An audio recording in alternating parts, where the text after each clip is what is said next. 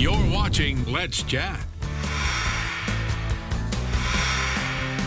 Next up this morning, we have Linda Levan. Who is Linda? Linda is the executive director for the Southern Lit Alliance. Linda Levan, good morning. Good morning. I think the last two times I've interviewed you, you've been in a monitor over here and someplace miles and miles away. Glad to see you here in the studio in person.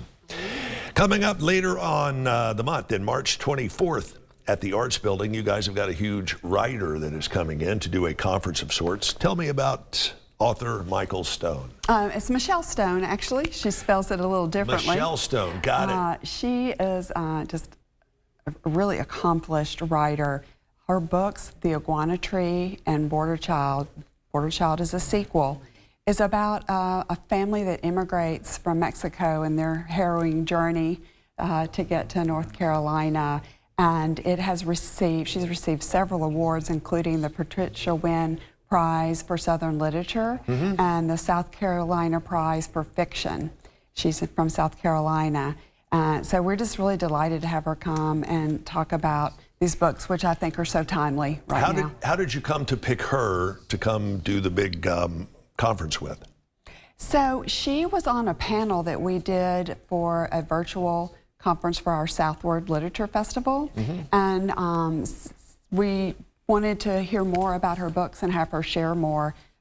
And so we brought her back. Good.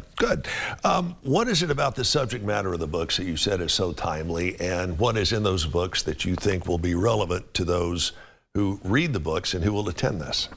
Well, you know, we have so many immigrants coming into the country, and they're here, and to just learn more about their stories and their journeys, I think is just really important as we have them settle in our community, that we can understand what they have been through is really valuable. And you said that these books were written in succession, and you think we could all learn a life lesson out of Absolutely. this.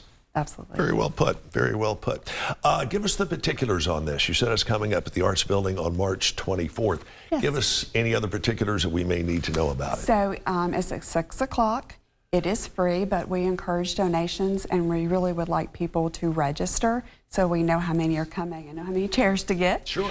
So go to southernlitalliance.org, and right there you can hit the link to register and get more information. And this is going to be an in-person event as opposed to a virtual event. And we're really excited about having in-person events again. This is the first time in 2 years that we've had them in person.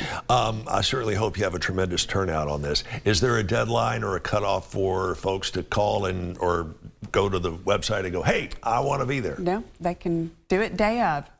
And are you going to look at a defined number of people who will be there? Are you limited at 100 or yeah, we're limited whatever? at about 50. Limited at about 50. All right, so if you are interested in this, make sure and do as Linda just suggested. Go to their website and let them know you're going to be there.